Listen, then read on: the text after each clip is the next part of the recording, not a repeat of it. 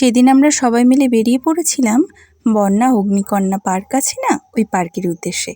কথায় বলে না, বাড়ির পাশের মানুষই ট্রেন মিস করে, আমাদের অবস্থা সেই রকম। আমাদের বাড়ি থেকে মনে হয় ওই 4-5 কিলোমিটার হবে, এতটাই ডিস্টেন্স, কিন্তু তারপরেও এখনও যাওয়া হয়নি এই পার্কটা হওয়ার পরে। তো সেদিনকে আমার ননদরা, আমার মাসি শাশুড়ি সবাই এসেছিল। বললাম চলো ঘরে বসে না থেকে একটু ঘুরে আসা যাক। বিকাল করে বেরিয়েছিলাম। আমাদের কোনো প্ল্যান ছিল না যে আমরা ওয়াটার পার্কে স্নান করব। আমাদের ইচ্ছা ছিল শুধুমাত্র পার্কটাই ঘুরে দেখব। আজ ঘুরে দেখব, পরে কখনো পসিবল হলে অবশ্যই করে ওয়াটার পার্কে একটু স্নান করব। জানি না এই পার্কটাকে অগ্নিকন্যা পার্কই বলে না তোমরা ওয়াটার পার্ক বলে চেনো, তবে পার্কটির নাম অগ্নিকন্যা পার্ক। এবারে তো চলে এসেছি। আমার ক্যামেরাম্যান সর্বদা অনুষ্কা থাকলে আমার ক্যামেরায় কোনো চিন্তাই নেই। ও দেখো ভিডিও করছে, ও কিন্তু খুব সুন্দর ভিডিও করে। মানে ও যখনই আসে তখনই আমি ওকে ক্যামেরা ধরাতে ও কিন্তু অনেকটাই শিখে গেছে।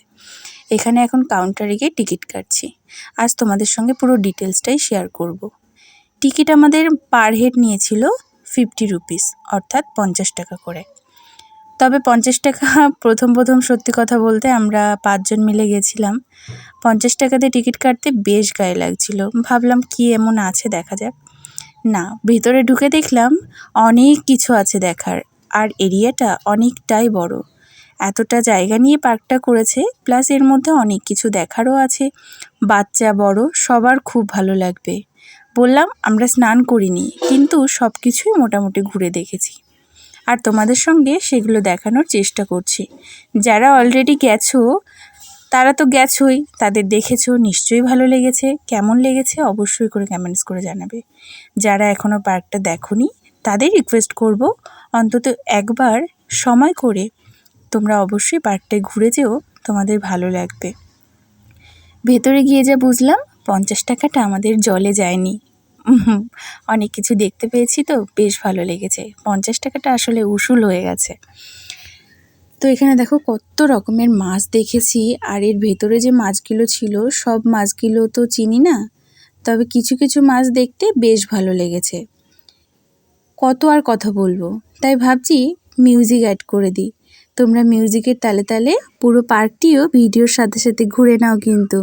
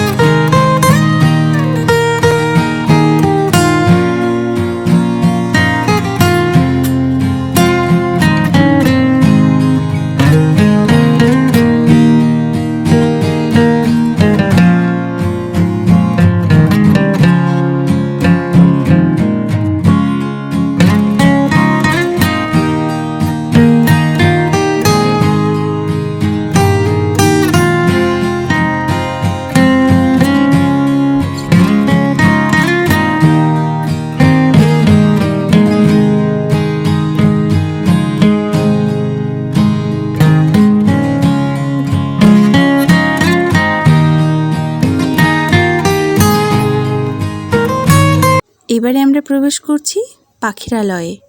পাখিরালয়ে ঢুকতে বেশ ভালো লাগছিল। এই যে শিকলগুলো দেখতে পাচ্ছ, এগুলো পুরো লোহার শিকল। যতবার মানুষ ঢুকছে আর যতবার বেরোচ্ছে, ঝুনঝুন করে একটা নুপুরের আওয়াজের মতন সুন্দর আওয়াজ বেরোচ্ছিল। তাতে কিন্তু খুব ভালো লাগছিল। পাখি সেরকম একটা ছিল না, হয়তো সবসময় থাকে, আজকে নেই, এরকম কিছু হবে। লাভ বার্ডস দেখতে পেয়েছি, খুব ভালো লেগেছে। আর ওই কয়েকটা কবুতর, মানে সেই থাকে না যে পায়রাগুলোর পায়ে বড় বড় পায়েও আর কি বড় বড় পাখনা টাইপসের থাকে, সেগুলো তো ভালো লেগেছে। এই পাখিরালয়টা ওই ঢুকতে বেরোতেই বেশি ভালো লেগেছে। আর ভেতরে কিছু কিছু ওই যে পায়রা দেখেছিলাম, ময়ূরের পেখমের মতন পেখম ছিল ছোট ছোট, এই কবুতরগুলো দেখতে বেশ ভালো লেগেছে। তবে এর ভেতরে ঢুকে কিন্তু খুব সুন্দর পরিপাটি করে গোছানো জিনিসটা খেয়াল করেছি। যেরকম লাইটিংয়ের ব্যবস্থা করা আছে, সেই রকম বাচ্চাদের জন্য বিভিন্ন ধরনের, যেরকম টয় ট্রেন আছে ওর ভেতরে, তারপরে বিভিন্ন ধরনের মেলায় যে যে দোলনা টাইপসের থাকে সেগুলো ছিল।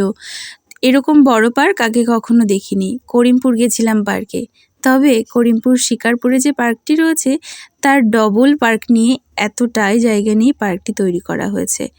সব রকমের এফোর্ট আছে এর ভেতরে। খুব মজা করেছি আমরা সবাই মিলে। ভূতের একটি জায়গা ছিল এর ভেতরে, জানো তো। সেই জায়গাটাতে ভাবলাম ওখানেই প্রবেশ করব এবং অনেক কিছু শেয়ার করব তোমাদের সাথে, মানে কেমন কি ভূত আছে। কিন্তু সত্যি কথা বলতে সেই জিনিসটা তোমাদের সাথে শেয়ার করতে পারিনি, তার কারণ আমি নিজেই ওর ভেতরে যাইনি। সবাই বলছিল অনেক ভয় করবে আর বিভিন্ন ধরনের আওয়াজ দিচ্ছিল। তারপরে মামুনি আর আমার অনুষ্কা আর কি, আমার ননদের মেয়ে, ওরা দুজন মিলে গেছিল।